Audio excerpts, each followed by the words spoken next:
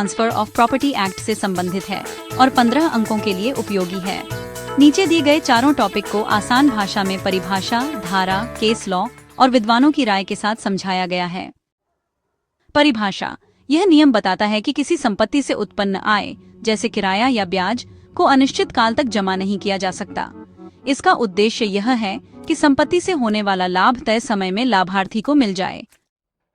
संबंधित प्रावधान trustees act 1882 और ट्रांसफर ऑफ प्रॉपर्टी एक्ट 1882 में इस नियम का अप्रत्यक्ष उल्लेख मिलता है।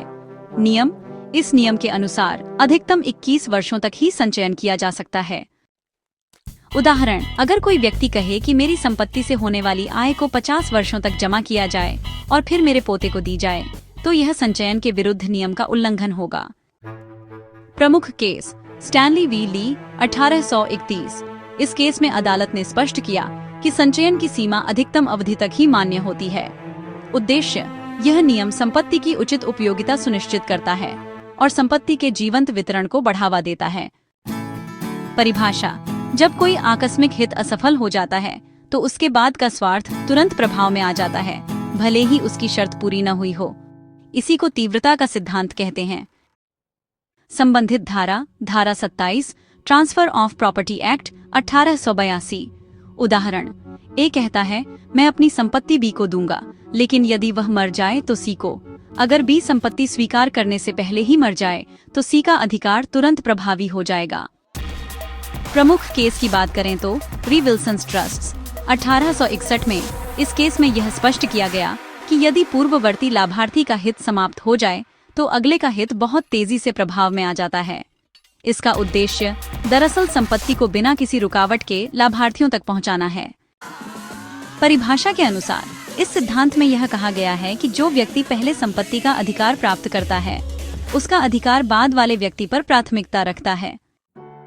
अगर हम संबंधित धारा की बात करें तो यह धारा 48 ट्रांसफर ऑफ प्रॉपर्टी एक्ट 1882 है।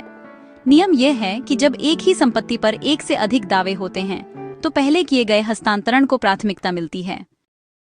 उदाहरण के तौर पर, अगर ए ने बी को 1 जनवरी को संपत्ति गिरवी रखी और फिर 10 जनवरी को वही संपत्ति सी को बेच दी, तो बी का अधिकार पहले माना जाएगा। प्रमुख केस केदारनाथ डट बनाम शमलाल खेत्री 1886 में भी यही कहा गया था कि समय का क्रम ही प्राथमिकता तय करता है। विद्वानों की राय के अनुसार प्रोफेसर मुल्ला ने लिखा है, priority is the essence of justice in transfer matters, यानी स्थानांतरण मामलों में प्राथमिकता ही न्याय का मूल है। प्रभाजन की परिभाषा यह है कि संपत्ति से होने वाली आमदनी, जैसे किराया या ब्याज, उसे समय के अनुसार विभाजित करना ही प्रभाजन कहलाता है। तो अब हम प्रभाजन के प्रकारों की बात करते हैं। पहला है समय का प्रभाजन, यानी अपोर्शनमेंट ऑफ टाइम, और दूसरा है विषय का प्रभाजन, जिसे अपोर्शनमेंट ऑफ सब्जेक्ट मैटर कहते हैं। उदाहरण के तौर पर, अगर ए ने 1 जुलाई को अपनी संपत्ति बी को बेच दी और किराया 1 से 30 जुलाई तक प्राप्त हुआ, तो 1 से 15 जुलाई तक ए को और 16 से 30 जुलाई तक बी को किराया मिलेगा।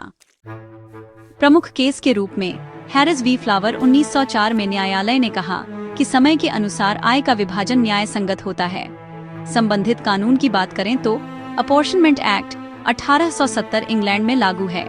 भारत में यह प्रत्यक्ष रूप से नहीं, लेकिन न्यायिक निर्णयों द्वारा लागू किया गया है। निष्कर्ष के रूप में इन चारों सिद्धांतों का उद्देश्य संपत्ति के प्रभावी, न्याय संगत और संतुलित हस्तांतरण को सुनिश्चित करना है। न्यायालयों ने समय समय पर इन सिद्धांतों को व्याख्यायित किया है ताकि संपत्ति का स्वामित्व और लाभार्थिता स्पष्ट रहे, और ये सिद्धांत ट्रांसफर ऑफ प्रॉपर्टी एक्ट की न्यायिक आत्मा को दर्शाते हैं। धन्यवाद।